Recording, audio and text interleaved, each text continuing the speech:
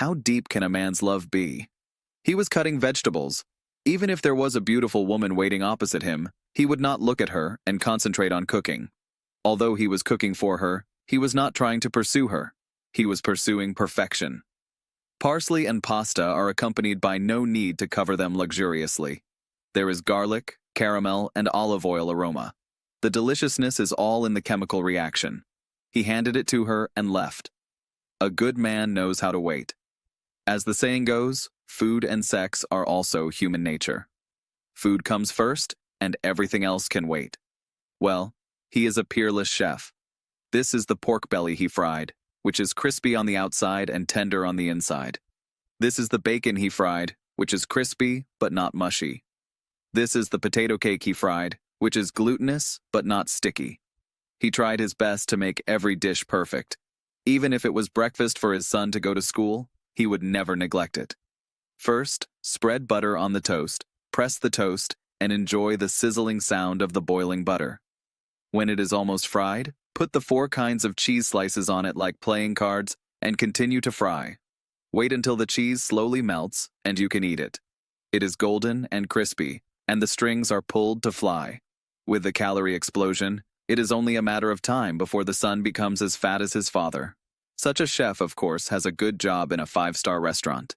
He is a well-known chef in the local area, but because he is too good at this job, he has unknowingly become his shackles and is busy every day. When cooking for the restaurant, he is like a robot operating several jobs at the same time, and he is anxious. Because of the recent divorce from his ex-wife due to work, he can't even accompany his son now. Usually he can only take his son to buy groceries. It is said to be father-son time, but in fact it is to let his son accompany his father to work. The chef's anxiety comes from his boss, the owner of the restaurant, an old miser who loves money like his life.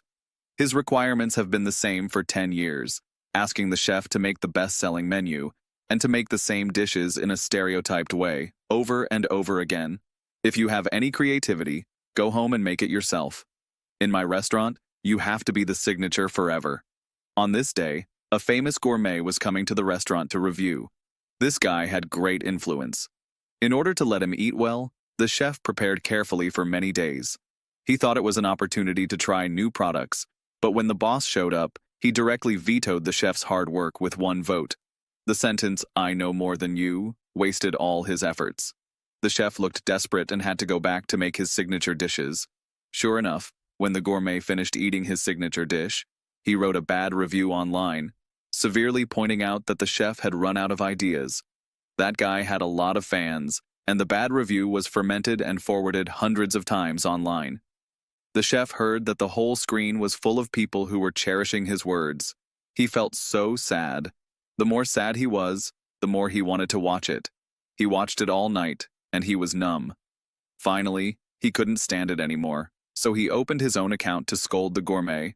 What do you know about gourmet food? The online spectators were so excited to see the quarrel between the elite chef and the famous gourmet, and soon the two were pushed to the second duel. The chef challenged the gourmet and asked him to come to the restaurant again. Of course, the gourmet accepted the challenge, and the whole network was eagerly waiting. In order to prepare for the duel, the chef experimented all night and made a series of new dishes, including prawns with sea urchins, slow-roasted beef at low temperature, and secret stuffed pigeon. They were creative and tasty, and everyone praised them. The restaurant was fully booked on the day of the duel. The chef was ambitious and prepared to dine in the challenge, but the boss ordered the chef to make a signature dish. This time, the chef didn't want to compromise. He resigned angrily and returned home. He cooked in his own kitchen angrily. From the main course to the dessert, every dish was carefully crafted, and the details were rigorous to the point of abnormality.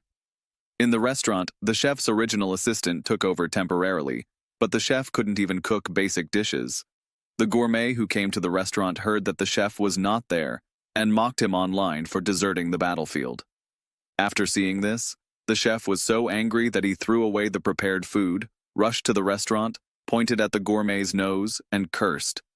He became more and more angry, grinning, crushing other people's cakes in public, and scolding the gourmet for only boasting on the internet. The more people value their own work, the more fragile they are. Some people can destroy another person's hard work day and night with just a flick of their fingers. It is easy to talk, but it is difficult to do things. Who understands this kind of loneliness? A few days later, the chef's life fell to the bottom. Not only did he lose his job, but he was also filmed in a rage and became the center of ridicule on the internet. Now no restaurant wants to hire him. Someone asked the chef to go on a reality show. After all, negative traffic is also traffic. The chef drank day and night to relieve his sorrow. His body became fatter, and he didn't even have the heart to accompany his son. The poor little boy watched his father's embarrassing video on the internet and became more silent. That night, the chef complained to his friend. She said that he had been suffering for too long and needed to think about what was important in life. Unemployment might be a blessing in disguise.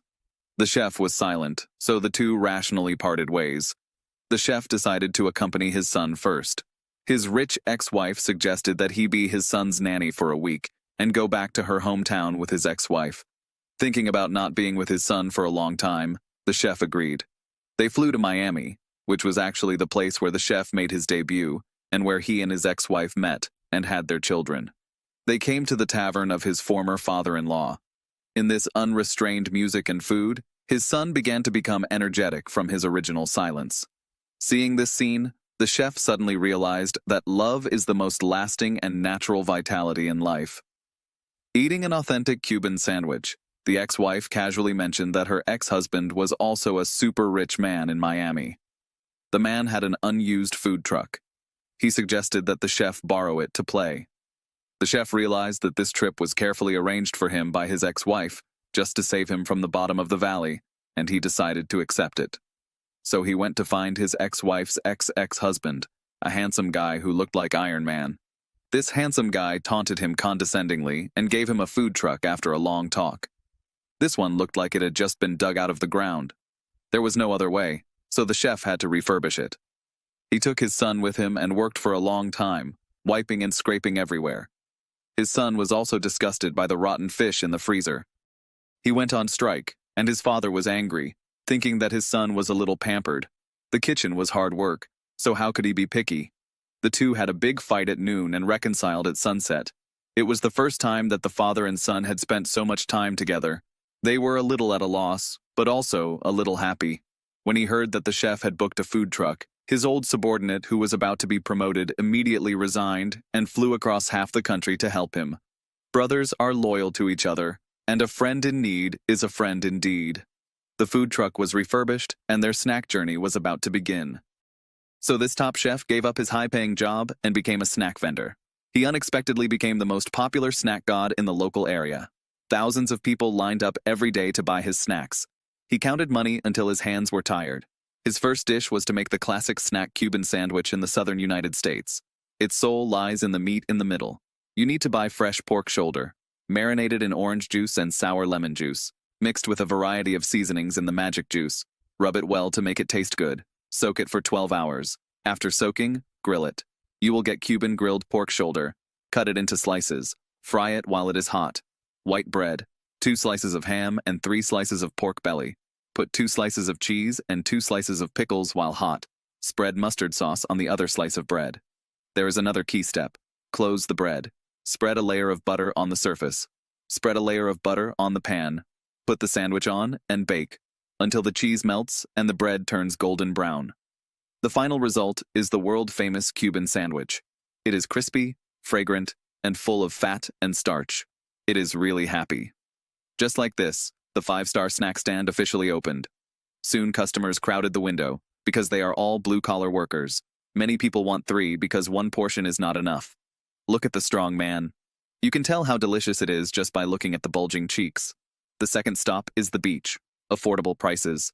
Delicious barbecue. The food truck is quickly surrounded by swimsuits. The cash box is quickly filled. The beautiful women in line are forwarding it online. The food truck is an instant hit. The next stop is New Orleans, a paradise for foodies. The journey is long. It takes a day and a night. On the way, the chef and his son have a long chat. This is the first time the chef finds that his son is like him in some ways. It is also the first time the son sees his father relaxed. It is still early when they arrive in New Orleans. The sun is rising, the streets are cool and peaceful. Quiet. The chef closed the stall, took his son to eat the food he wanted to eat. It was a century-old shop specializing in French donuts. For the first time, the chef was no longer busy with work, but focused on his son's mood. When the father and son returned to the food truck, the queue of people waiting for the stall to open had stretched for dozens of meters. The chef was stunned. It turned out that the son was walking and taking pictures along the way. He made an online celebrity account for them based on the chef's previous notoriety. With the social hotspot effect, the chef became popular on the internet again. It was another busy and happy day. The chef prepared the dishes while placing orders. He didn't forget to show off to customers in the middle. His son helped him post online. There was no boss. There was no pressure. A few people were having fun while selling. They made a lot of money. The chef took his son to eat all over the place. Like this Texas wood-fired barbecue. It had to be smoked all night for 18 hours with hardwood. This thing was limited every day. The chef asked a friend to save a few pieces in advance. Let his son try it. You had to squint your eyes for the delicious ones. The chef incorporated the joy along the way into the menu. He created many new products. They were all masterpieces that he loved and cherished from the bottom of his heart. He fell in love with food again. He fell in love with cooking. So he felt happy again. The journey was coming to an end. This night, the chef chatted with his son on the roof of the car. They didn't look like father and son, but like confidants. The father accompanied his son to shoot his little vlog. He said that just like this video, which was pieced together piece by piece, life was also piece by piece. But the pleasant journey would always end one day. They would go back to continue their previous lives. They hoped that their son would not be disappointed. This was the norm of life. The journey was over. The chef returned to the starting point. Life was the same as before, but his mentality had changed. A wrong job once turned his love into a mechanized habit. The repetitive cutting and cooking made him numb. His temper became a fat screw. It was not until a trip with his family that the chef turned from a machine back to a human.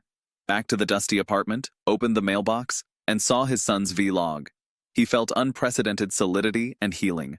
Not only did he find his passion for food, but he also found the most solid values in life: sincere friendship, family affection, and love.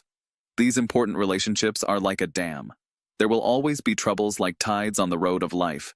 But with a dam, you will not be washed away by them. The chef has indeed become stronger. One day when the gourmet appeared again, he was not as furious as before. It turned out that the gourmet heard that his food truck was very popular. He secretly bought his Cuban sandwich to eat. He took a bite and wanted to give it 10 stars on the spot. But he decided not to comment. Instead, he invested directly. The chef opened a new restaurant for him. A multi-million business was negotiated with just one sandwich. The chef gladly accepted it. His cooking skills now became more perfect with his relaxed posture. After his new job stabilized, he remarried his ex-wife. Life seemed to be not much different from before, but it became warm again.